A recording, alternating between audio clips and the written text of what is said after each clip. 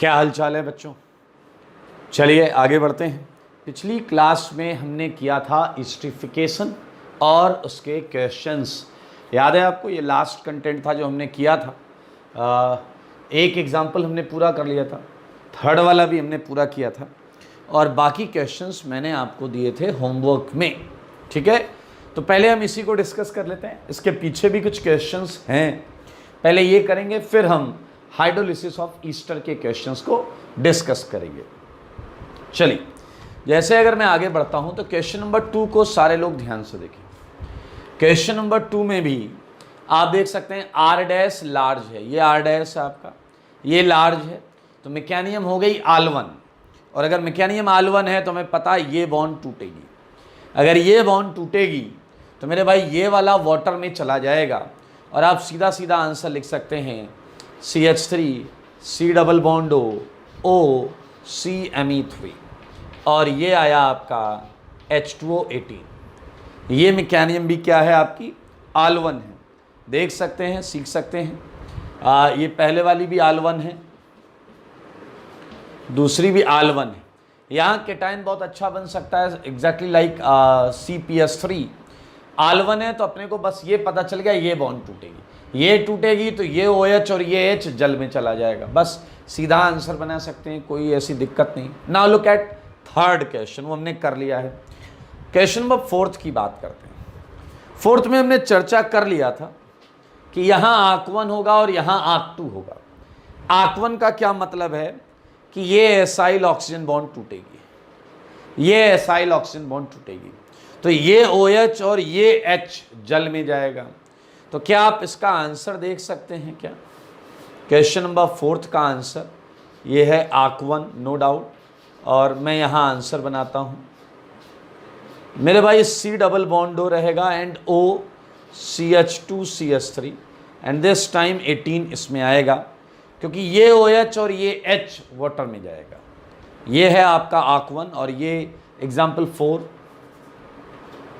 अब अगर आप 5th को देखें, 5th में मैंने कहा था अगर एक CH2 बीच में इंसर्ट हो गया, एक CH2, तो मेरे भाई अब इस पर ये कार्बन हिंडर्ड नहीं होता, तो ये वाली चीज जो है ये आर्क2 करेगा। मेरे भाई आर्क2 में भी आपको याद है बॉन्ड यही टूट रहा था और बॉन्ड ये टूट रहा था, तो ये OH और ये H जल में जाएगा, तो O18 यहां पर लग जाएगा and you would get answer. Example number 6 है जिसे हम अभी करेंगे, लेकिन फिलहाल आप ये समझ गए हैं तो मैं बाकी क्वेश्चंस को यहाँ से हटा देता हूँ। इसका आंसर मैं लिख दूँ क्या यहाँ पर? ओके, इसका आंसर कुछ ऐसा होगा, बेंजीन इधर इधर इधर और यहाँ होगा CH2 और ये होगा COO CH2 CH3 और ये 18 होगा। सारे लोग देख लो, चेक कर लो इसे। 18 ईस्टर में आएगा, 18 ये थोड़ा सा गायब दिख रहा है आप लोग को, इसे मैं और नीचे ले लेता हूँ, ये हटा देता हूँ यार, बाकी चीज़ें तुमने कर ही ली हैं, हटा दूँ? बोलिए।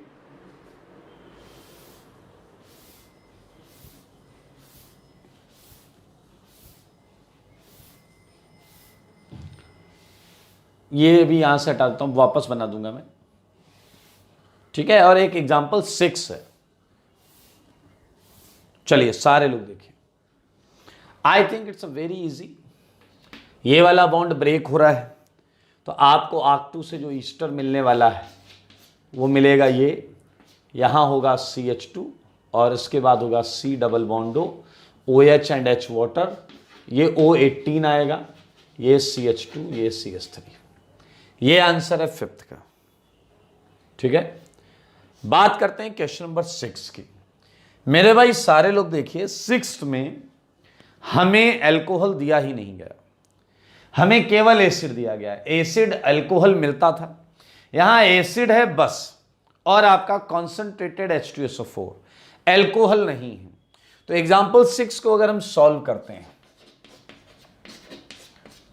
एग्जाम्पल 6 को अगर हम सॉल्व करते हैं तो स्टार्ट करें, इसे बहुत सिंपल है मेरे भाई, जरा ध्यान से देखिए। ये है C डबल बॉन्ड OH और मैंने केवल H+ दिया है, तो बताइए ये H प्लस आपको क्या pH 4.5 to 6 की याद दिलाता है या नहीं? अरे वही प्रोटोनेट करके इलेक्ट्रोफिलिसिटी को बढ़ाना। तो मेरे भाई इसने कर दिया प्रोटोनेट, सारे लोग देखो, और इस कार्बन पे इलेक्ट्रोफिलिसिटी बढ़ा दी। अब अगर आप समझेंगे तभी मजा आएगा मेरे भाई। अब बताइए कि क्या ये कार्बन पहले से ज्यादा इलेक्ट्रोफिलिक हो गया या नहीं?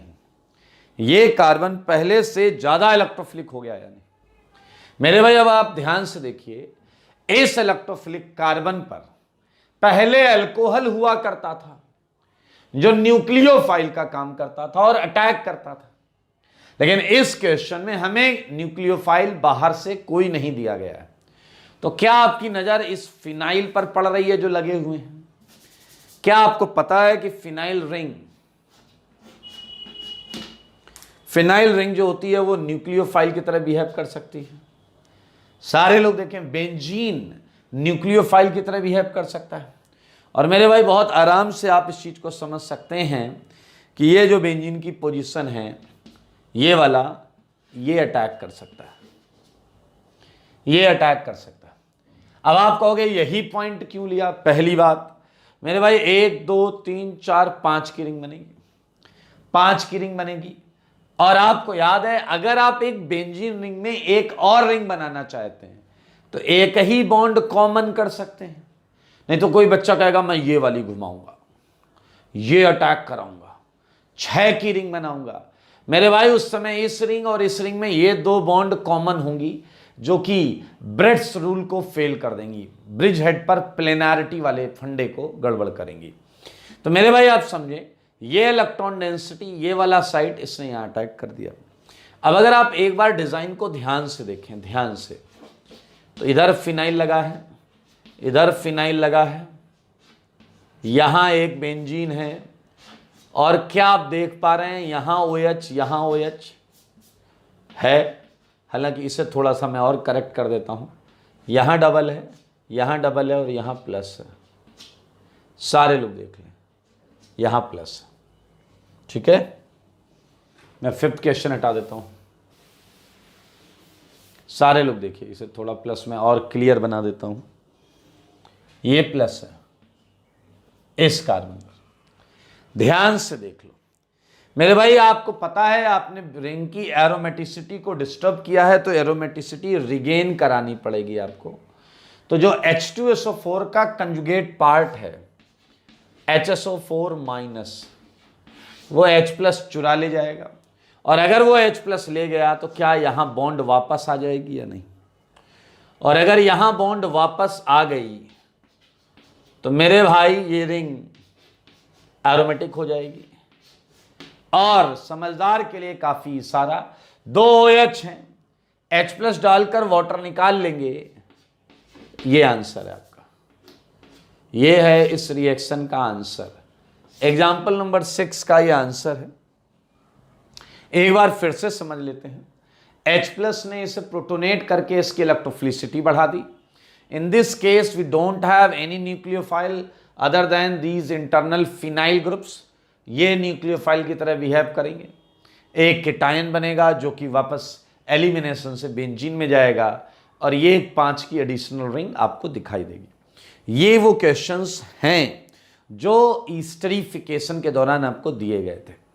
कुछ क्वेश्चंस हाइड्रोलिसिस ऑफ ईस्टर में भी थे, तो ये मैं हटा दूंगा और फिर हाइड्रोलिसिस ऑफ ईस्टर के क्वेश्चंस करेंगे।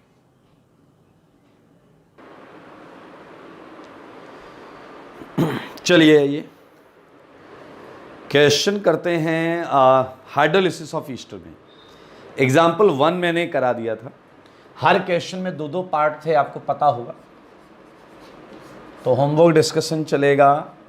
ये है आपका हाइड्रोलिसिस ऑफ ईस्टर का, ठीक है। तो सेकंड से चलेगा, फर्स्ट हमने कर लिया था मेरे भाई। सेकंड वाला जो कंपाउंड है उसमें ऐसे 2 पार्ट हैं, ऊपर एसिडिक मीडियम है, नीचे बेसिक मीडियम है। मैं आपको बताना चाहूँगा कि ऊपर आपकी जो मैकेनिज्म होगी वो होगी आल 1, और नीचे वाली मेकेनियम होगी बालवन। मेरे भाई ऐसा आपको आर डैश का साइज देखकर पता चला वो 3 डिग्री है, तो मेरे भाई आल1 है, अपने को पता है बॉन्ड कौन सी टूटेगी, राइट हैंड साइड वाली बॉन्ड टूटेगी। तो आपका आंसर आएगा CH3 C double bond OH18।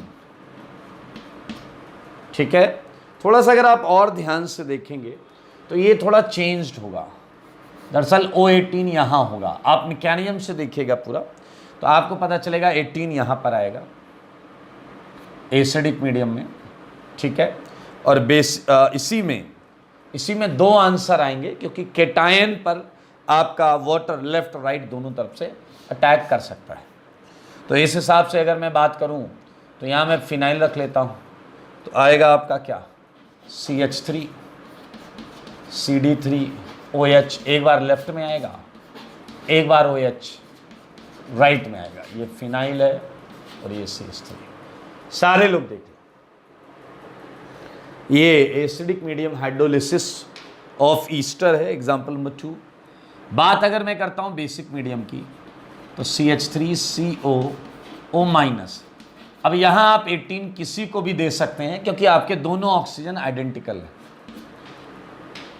Okay, मतलब यहाँ पर भी 2 होंगे क्योंकि ऑक्सीजन मतलब रेजोनेंस हाइब्रिड होगा ना यार, तो एक ही लिखो आप 18 यहाँ लिख दो तो भी फर्क नहीं पड़ता, वो बात बराबर है। एंड सेम 2 अल्कोहल आएंगे मेरे भाई, सेम 2 अल्कोहल आएंगे CD3 PH OH CH3 plus इधर आएगा OH PH CH3 CD3। ठीक है, नॉट टॉकिंग अबाउट एग्जाम्पल 3 हो गया था क्लास में, 3 आपने देखा हो क्लास में हो गया था। 4th क्वेश्चन की बात करें, 4th में अगर आप देखें आर डैश छोटा है तो हम आगे बढ़ेंगे और ये मैकेनिज्म जो होगी वो मैं आपको बता देता हूं क्या है। जो होगी एसिडिक मीडियम में वो होगी ARC2 और बेसिक मीडियम में होगी BAC2। ठीक है, तो हमें पता है कौन सी बॉन्ड टूट रही है, तो लेफ्ट वाली बॉन्ड टूटेगी एसाइल वाली, तो it would be your answer COOH plus 18 वाला अल्कोहल में आएगा CH3, इट्स 18। एंड इसी के बेसिक मीडियम में आप बना लें तो इसका सॉल्ट बनेगा और OH CH3 18। Now talking about example number 5।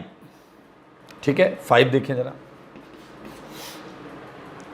5 में आर डैश छोटा है तो पहली मैकेनिज्म लगेगी नहीं, आर बड़ा है तो दूसरी मैकेनिज्म नहीं लगेगी, अब लगेगी 3rd मैकेनिज्म। मेरे भाई इस वाले केस में आपको बोला गया है एसिडिक मीडियम में तो ARC1 लग जाएगा और बेसिक मीडियम में BAL2 लगेगा, BAL2। अब यहाँ 18 देखिए अलग अलग जा रहा है, यहाँ एसाइल वाली बॉन्ड टूट रही है, यहाँ एल्काइल वाली बॉन्ड टूट रही है। तो मेरे भाई अगर मैं आंसर लिखता हूं तो ARC1 में जो आंसर आएगा वो आपका ये आएगा C double bond OH plus CH3OH and 18। लेकिन बेसिक मीडियम में 18 एसिड में रहने वाला है, देख लें, और इधर होने वाला है CH3OH, क्योंकि 3rd मैकेनिज्म फर्स्ट 2 तो मैच करती हैं लेकिन 3rd वाली अलग होती है। तो ये हैं आपके क्वेश्चंस, हालांकि इसके बाद और भी क्वेश्चंस थे। Look at question number 6 everyone. 6 question, इसमें एक ही पार्ट है, आर डैश छोटा है इसलिए यहाँ पर देखिए जरा NaOH को बेस मानना है, NaOH बेस ही है, मानना क्या है, बेस ही है। तो यहाँ बाल1 गायब हो गया, आर बड़ा है तो BAC2 गायब हो गया। तो ये सिंपल रिएक्शन है BAL2, 6 रिएक्शन है BAL2 एंड आंसर होगा आपका C double bond O minus plus CH3 पर अटैक करेगा OET, तो CH3OET ईथर आएगा, मिथॉक्सी इथेन। चेक करें इसे, मिथॉक्सी-इथेन।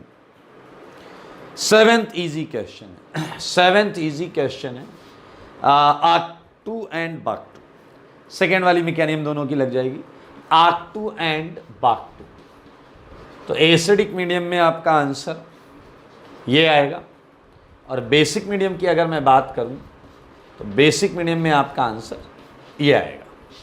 7 देख लें, mechanism is very easy, it's आर्क-2 एंड बार्क-2। नाउ 8th क्वेश्चन, अभी भी मैंने आपको बताया था उसी तरीके से देखें, यहाँ भी फिनाइल है, तो 8th क्वेश्चन को आप अटेम्प्ट कर सकते हैं बहुत मज़ेदार तरीके से। चाहें तो एक बार आप पॉज कर लें और 8th को वापस अटेम्प्ट कर लें, बिल्कुल जैसा मैंने अभी हिस्ट्रीफिकेशन में बताया था उस तरीके से ट्राई करें। यहाँ 2 पार्ट आपको दिए हुए हैं, फिलहाल ये मैं हटाता हूँ, फिर 8th सॉल्व करें।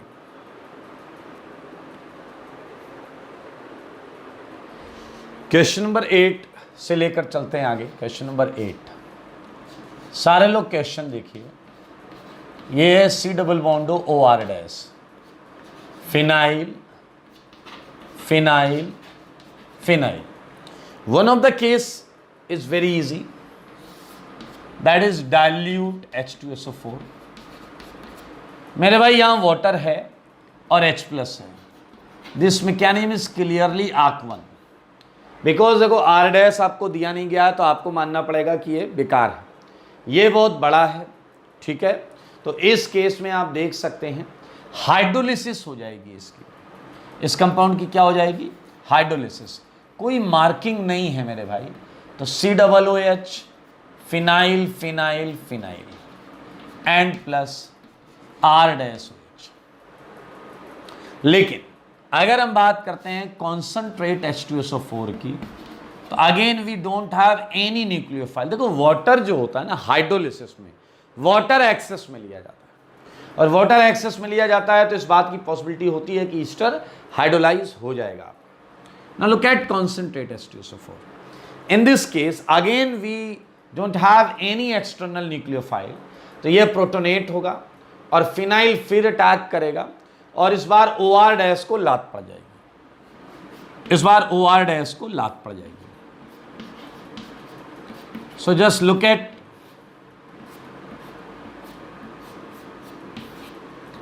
एंड ये आपका आंसर है, ये आपका आंसर है। प्लस कौन आएगा साथ में, R-OH, प्लस R-OH। मैं आपको बता दूं कि ये वाला जो क्वेश्चन है बड़ा स्टैंडर्ड टाइप का क्वेश्चन है। ये pH और ये pH और ये pH, ये क्वेश्चन इस साल JEE एडवांस 2020 में था, एडवांस 2020 में, और ये था कॉन्सनट्रेट H2SO4 था, और पूछा गया था प्रोडक्ट का डबल बॉन्ड इक्विवेलेंट बताओ, प्रोडक्ट का डबल बॉन्ड इक्विवेलेंट।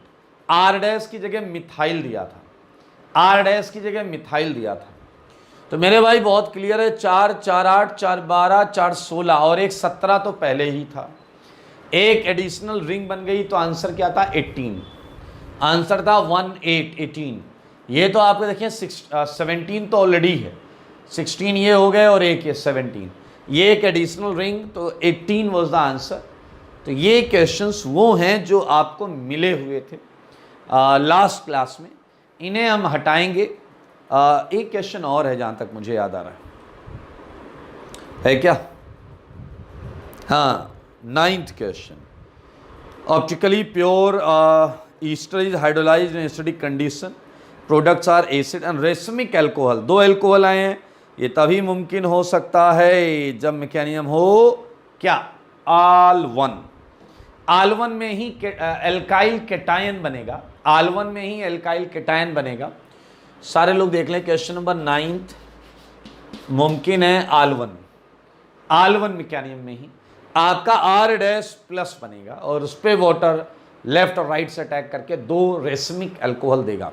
तो मेरे भाई ये है पिछली क्लास का होमवर्क। हम बढ़ेंगे आगे और करेंगे आज कुछ और नई रिएक्शंस एसिड और एसिड डेरिवेटिव चैप्टर्स, ठीक है। तो इसे हटा देता हूं मैं।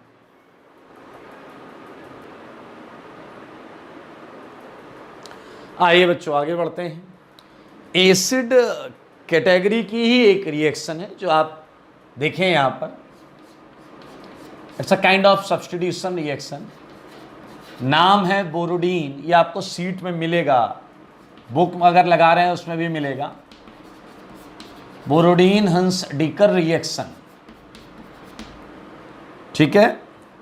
आइए क्या होता है इस रिएक्शन में समझते हैं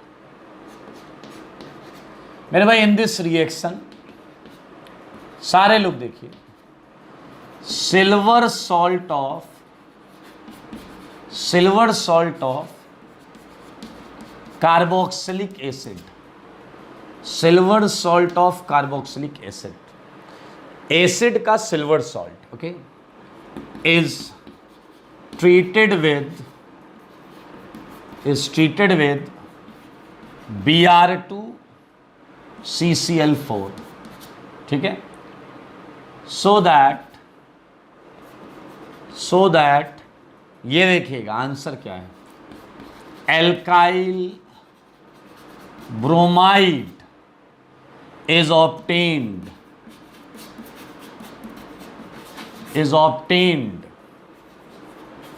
एज ए प्रोडक्ट।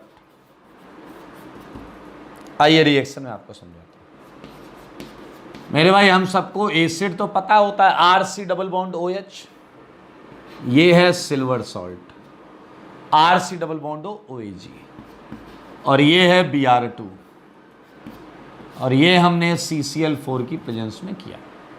अब आप सबको Ag का नेचर पता ही है, ये हेलोजन देखता है तो इसे कुछ होने लगता है, और ये Ag हेलोजन लेकर भाग जाता है, कहीं दूर जाकर Ag Br के साथ प्रेसिपिटेट बनाएगा।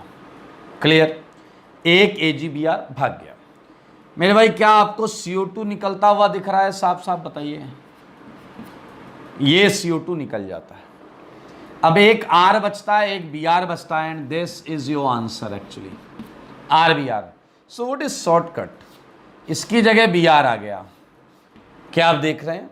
इसकी जगह Br आ गया, और ये रिएक्शन देखिए मैंने आपको पहले ही बताया, एरो के ऊपर जैसे अब ये बोरोडीन हंस-डीकर कहीं भी ये आएगा सिल्वर सॉल्ट Br2 CCl4, तो आप इसे बोरोडीन हंस-डीकर मान लेंगे, और इसके एरो पर जो कंडीशंस होती हैं वो सारी यहाँ दिखाई नहीं जाती, ये रेडिकल मैकेनिज्म से आगे जाता है, रेडिकल मैकेनिज्म से आगे जाता है। तो अगर हम प्रयास करें इसकी मैकेनिज्म को समझने का, तो ये कुछ ऐसा चलता है, RC डबल बॉन्ड OAG। तो फर्स्ट स्टेप तो आपको पता है, प्रेसिपिटेट फॉर्मेशन बहुत फास्ट होता है मेरे भाई, प्रेसिपिटेट फॉर्मेशन फास्ट होता है, तो AgBr पहले स्टेप में ही निकलता है। और आपका आता है हाइपोहैलाइड टाइप का, देखिए OBr। और आपको पता है ऐसी लोन पेयर वाली बॉन्ड, लोन पेयर एटम वाली बॉन्ड रिएक्शन के दौरान क्या हो जाती हैं? रेडिकल बनाने के लिए परफेक्ट होती हैं। परफेक्ट होती है नहीं होती है बताइए। अब आपका RCO डॉट, ये R डॉट देता है और CO2 बाहर हो जाता है। ध्यान से देखो सारे लोग बोर्ड पर, सारे लोग देखिए ध्यान से, R डॉट CO2 बाहर। अब ये R डॉट क्या करेगा? सुनना, रेडिकल आप पढ़ चुके हो। ये R डॉट या तो Br2 से Br लेगा, या फिर ये RCO OBr से Br लेगा। समझो सारे, क्योंकि दोनों Br के सोर्स हैं, दोनों Br दे सकते हैं मेरे भाई। वो कुछ भी करे आंसर RBr ही आएगा। क्या आप समझ पा रहे हैं? RBr। आप देखिए ये जो CO डॉट आएगा ये यहाँ चला जाएगा, ये R डॉट देगा, एंड इस तरीके से ये रिएक्शन हो जाएगी। क्या अगर मैं आपसे पूछूं तो ये सब्स्टिट्यूशन रिएक्शन है या नहीं? क्लियर कट है, it's free radical substitution reaction, it's a free radical substitution reaction. Second point पर चलते हैं। अगर ध्यान से देखो सारे, तो बताओ क्या इस रिएक्शन में जो ओरिजिनल कार्बन चेन है, ओरिजिनल कार्बन चेन, क्या उसमें एक कार्बन कम हो रहा है? आप देख सकते हैं CO2 के फॉर्म में निकल रहा है कार्बन। तो मेरे भाई जब भी ऐसा कार्बन एटम मेन चेन में कम होते हैं तो हम बोलते हैं डिग्रेडेशन रिएक्शन। क्या बोलते हैं? Degradation reaction. ओके, सही है मेरे भाई। आई थर्ड पॉइंट की बात करते हैं। थर्ड पॉइंट डिग्रेडेशन है, फ्री रेडिकल सब्स्टिट्यूशन है, बहुत आसान है, कोई दिक्कत वाली बात नहीं है। यहां एक बड़ी अजीब सी चीज देखी जाती है, breaking of OBR bond. It's a kind of information for you. पहले में क्या है, AgBr प्रेसिपिटेट बन रहा है, यहां CO2 गैस निकल रही है मेरे भाई। यहां OBr बॉन्ड सबसे स्लो होता है, यहां OBr बॉन्ड सबसे स्लो होता है। तो breaking of OBr is RDS, breaking of OBr is RDS। एक क्वेश्चन ऐसा अगर मैं आपसे पूछूं, order of rate of yield of product, मतलब किस केस में ज्यादा यील्ड बनेगी, फॉर आर के लिए बताना है आपको, आर के लिए, ठीक है, फॉर आर ऑफ RCOOAG। अगर R 1 डिग्री होगा तो ज्यादा यील्ड आएगी, 2 डिग्री होगा तो ज्यादा यील्ड आएगी, या 3 डिग्री होगा तो ज्यादा यील्ड आएगी, ये बताएं जरा आप। सोचो मेरे भाई, अगर R 3 डिग्री होगा तो उस केस में आपको पता है कॉम्बिनेशन रेट बहुत स्लो हो जाता है, तो जितना छोटा होगा उतना आराम से कॉम्बिनेशन प्रोडक्ट आपको वो दे पाएगा, 1 डिग्री, 2 डिग्री, 3 डिग्री, ठीक है।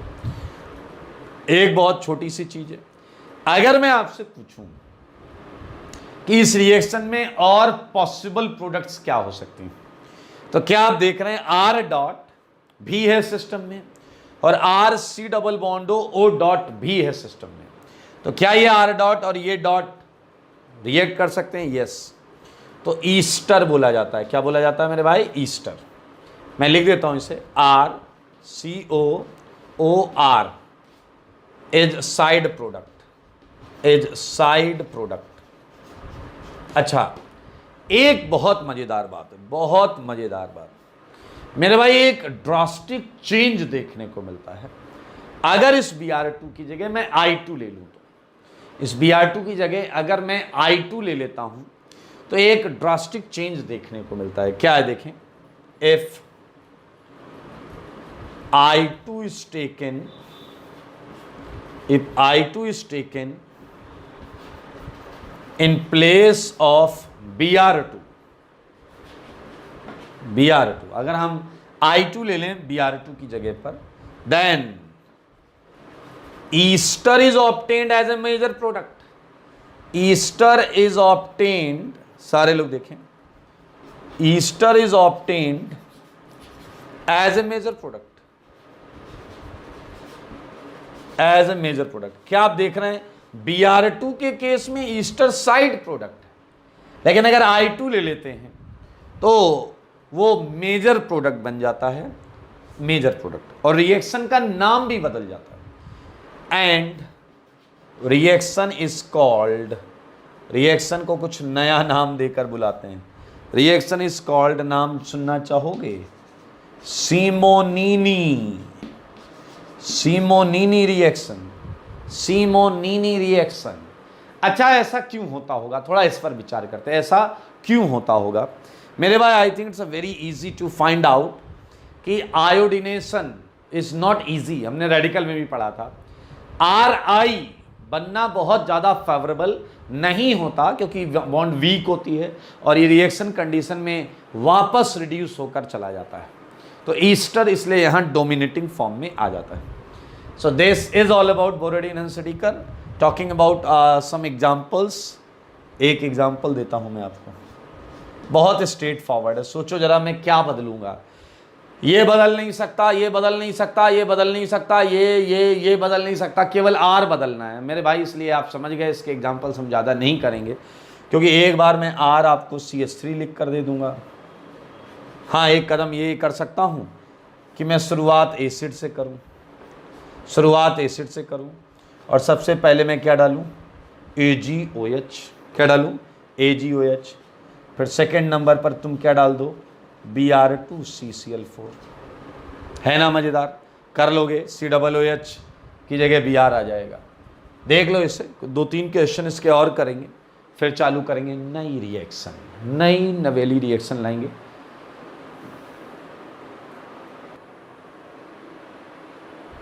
आइए कुछ और एग्जाम्पल्स करेंगे। चलें भाई आगे। Okay, so let's start it.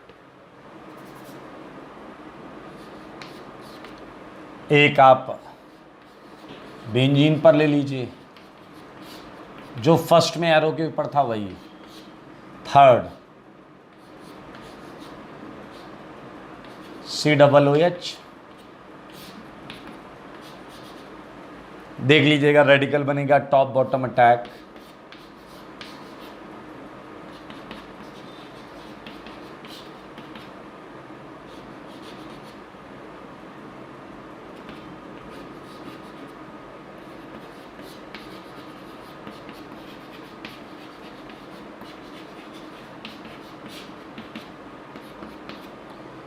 चलिए 5 क्वेश्चंस कर लीजिएगा, आसान है। एसिड की जगह डॉट आएगा।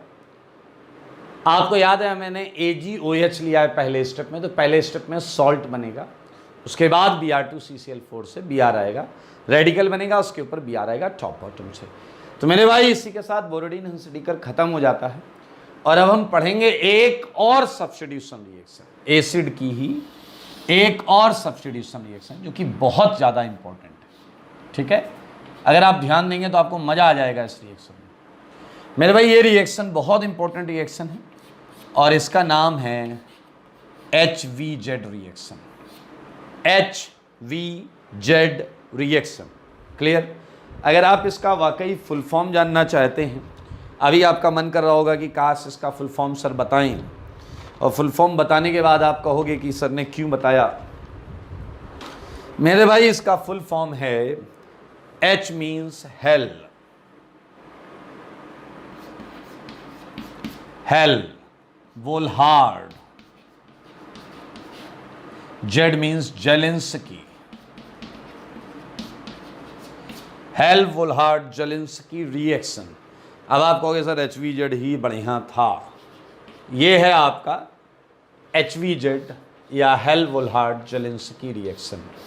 200-400 बार मोस्ट इंपॉर्टेंट लगाना पड़ेगा भाई साहब, है दम है reaction most important.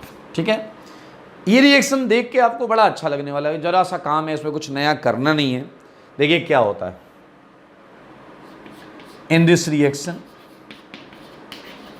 This reaction, सारे लोग देखेंगे, acid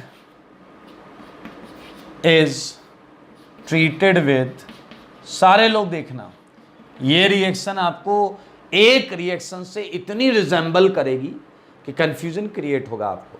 in this reaction acid is treated with Redp(X2), Redp(X2), सही है, so that alpha halo acid is obtained as a product.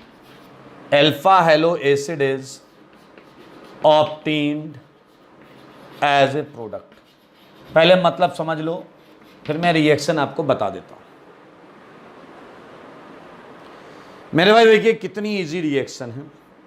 अगर आपको दिया गया है एक एसिड, सारे लोग देखिए, ये एसिड आपको दिया गया CH3COOH, क्या आप देख पा रहे हैं इस एसिड का ये अल्फा कार्बन है?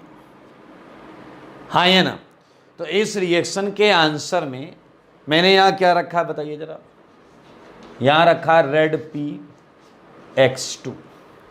तो मेरे भाई आंसर मात्र इतना है, एसिड वैसे ही रहेगा, बस अल्फा कार्बन से H हटकर X लग जाएगा, अल्फा कार्बन से H हटकर X लग जाएगा। मेरे भाई याद करो हेलोजिनेस, जब हमने पढ़ा था हेलो फॉर्म, तो उसमें हमने बेसिक मीडियम में भी अल्फा H हटा के हेलोजन लगाना सीखा था, और एसिडिक मीडियम में भी अल्फा H हटाकर हेलोजन लगाना सीखा था। वहां हमने ये भी सीखा था कि बेसिक मीडियम में हेलोजिनेशन कंट्रोल नहीं कर पा रहे थे, एसिडिक मीडियम में कंट्रोल कर पा रहे थे। यहां देखिए एसिड के अल्फा कार्बन का एच हट रहा है और वहां एक हेलोजन आ रहा है, ठीक है। तो इस रिएक्शन की अगर आप मैकेनिज्म जानना चाहते हैं, बहुत इंटरेस्टिंग मैकेनिज्म है, बहुत मजेदार मैकेनिज्म है। लेकिन पहले बात करेंगे उस डाउट की, जो डाउट आपको आना चाहिए था। क्या एरो पर रेड P(X2) आपको थोड़ा विचलित कर रहा है? हाँ भाई हाँ, आपको करना भी चाहिए। याद करो जहां हमने PCl3 पढ़ा था, PCl5 पढ़ा था, वहां एक और हेडिंग डाली थी मैंने, रेड PCl2। वहां एक हेडिंग मैंने और डाली थी, reaction of alcohol with red PCl2 और PCl3, ऐसा मैंने हेडिंग डाली थी। तो मेरे भाई वहां रेड PCl2 को मैंने बोला था आपस में रिएक्शन करके PCl3 बना लेते, और वहां आपने इसका क्या यूज पढ़ा था कि ये OH को Cl में बदलता है, यही पढ़ा था आपने। ओके, यहां क्या हो गया, यहां कैसे हुआ, ये सारी चीजें मैं आपको बताऊंगा। आइए चलिए पहले एक बहुत मजेदार बात बताता हूं, डिफरेंस बता देता हूं यहां और वहां क्या डिफरेंस था। मेरे भाई सपोज एग्जाम में ये क्वेश्चन आया, सपोज एग्जाम में ये क्वेश्चन आया, तो आप इसका आंसर RCl ही बनाने वाले हो, जो कि सही भी है।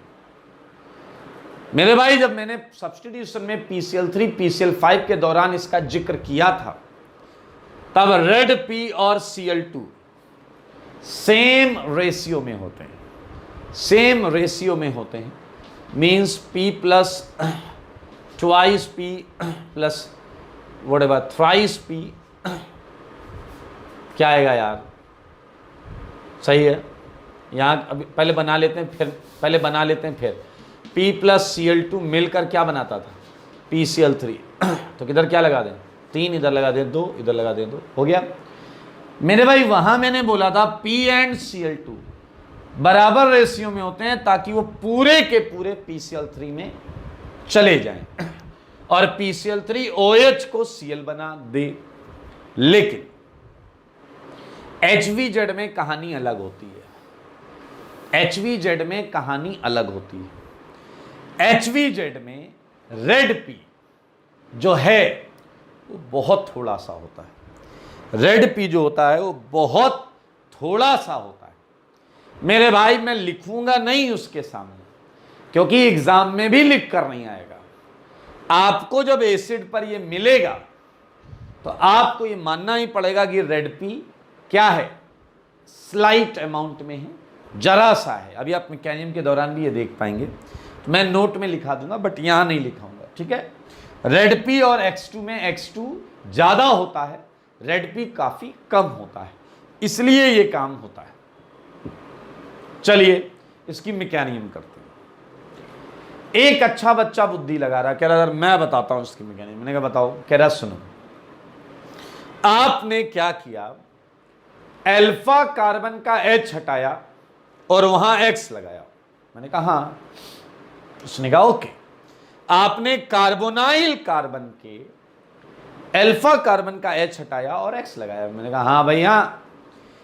कह रहा है कार्बोनाइल कंपाउंड इलेक्ट्रोफाइल्स होते हैं। ध्यान से सुनना, बातें पकड़ना, लॉजिकली बात बोल रहा है बंदा। उसने कहा आप कार्बोनाइल के अल्फा H को हटा के X लगा रहे हैं, कार्बोनाइल खुद इलेक्ट्रोफाइल होता है और X2 भी इलेक्ट्रोफाइल होता है, कार्बोनाइल भी इलेक्ट्रोफाइल होता है, X2 भी इलेक्ट्रोफाइल होता है। मैंने कहा तो, कह रहा सर आपने फंडा बताया था कि अगर कार्बोनाइल पर इलेक्ट्रोफाइल आए तो उस कार्बोनाइल की इनॉल फॉर्म रिएक्ट करती है, उस कार्बोनाइल की इनॉल फॉर्म रिएक्ट करती है। बिल्कुल सही बताया था। कह रहा बट प्रॉब्लम है, एसिड टॉटोमेरिज्म कैसे करेगा कार्बन की तरफ से, उसके तो ऑक्सीजन पर H मौजूद है, उसका acidic most acidic H oxygen पर मौजूद है। मैंने कहा तो सोचो। कह रहा ओके, इसका मतलब ये तो क्लियर है कि इसका इनॉल बनकर X लगा होगा, फंडा है भैया, कॉन्सेप्ट है। तो आपने पहले इसे ऐसा बनाया होगा जिससे कि इसका इनॉल बन सके, उसके बाद X लगा दिया होगा। मेरे भाई कॉन्सेप्ट से भरपूर ये रिएक्शन, सारे लोग देखिए।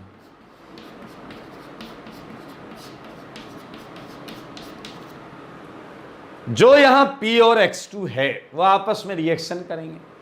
क्या आपको पता है P खत्म हो जाएगा, P लिमिटिंग है, P लिमिटिंग अमाउंट में था, लिमिटिंग रीजन की तरह ये खत्म हो जाएगा।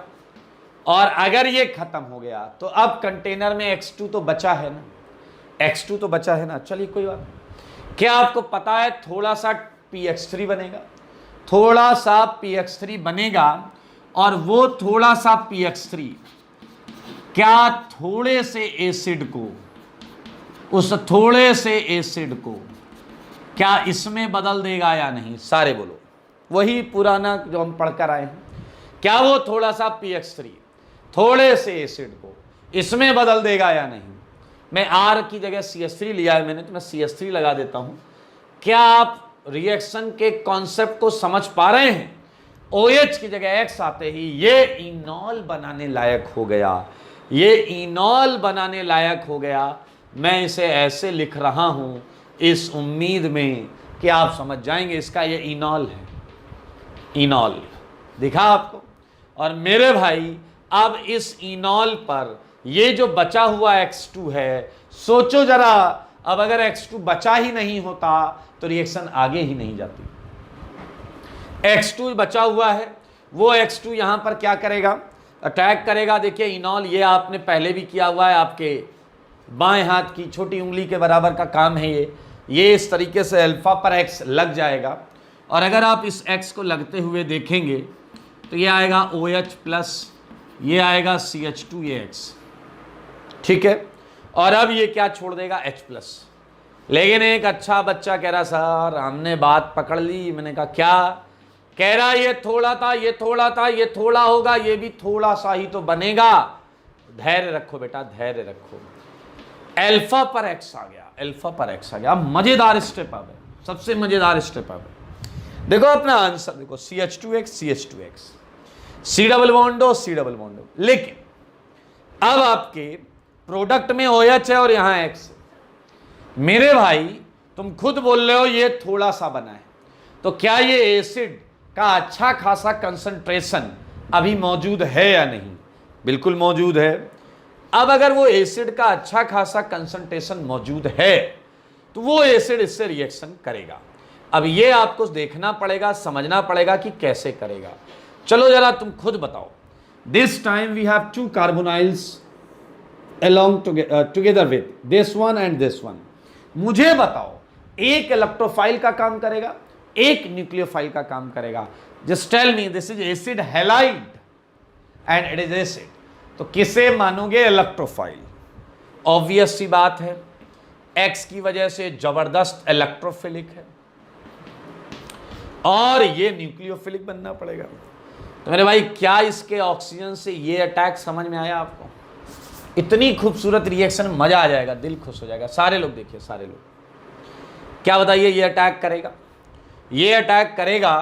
तो मैं जो बनेगा मैं यहां बना रहा हूं इस जगह पर, सारे लोग देखें।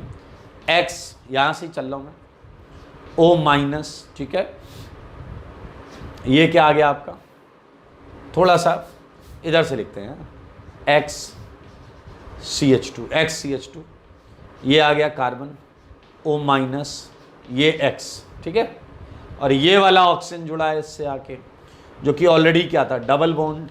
सारे लोग देखिए, O पर प्लस ये जुड़ा था, OH and C। This is all about. मेरे भाई क्या आपको दिख रहा है? ये एक टेट्राहेड्रल कॉम्प्लेक्स है जिसमें ये O माइनस इस X को लात मार देगा। लेकिन लेकिन लेकिन क्या ये X सिस्टम के अंदर ये अटैक कर सकता है? क्योंकि इस कार्बन पे खूब सारा प्लस है, इस कार्बन पे खूब सारा प्लस है।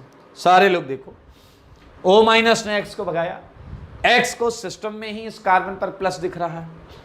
तो अब आपके पास जो है वो है CH2X, C डबल बॉन्डो, ये डबल बॉन्डो हो जाएगा, ये O होगा, ये C होगा, ये OH होगा, ये X होगा, ये CH3 होगा। सारे लोग देखो, अभी भी ये टेट्राहेड्रल कॉम्प्लेक्स है, वो भी अनस्टेबल। मेरे भाई इस ऑक्सीजन के पास 2 ऑप्शन है, या तो ये x को भगा दे, x को भगाएगा रिएक्शन पीछे जाएगी, या फिर ये इसे भगा दे। मेरे भाई समझदार के लिए काफी होता है इशारा, आप बोलेंगे तो बताऊंगा दोबारा।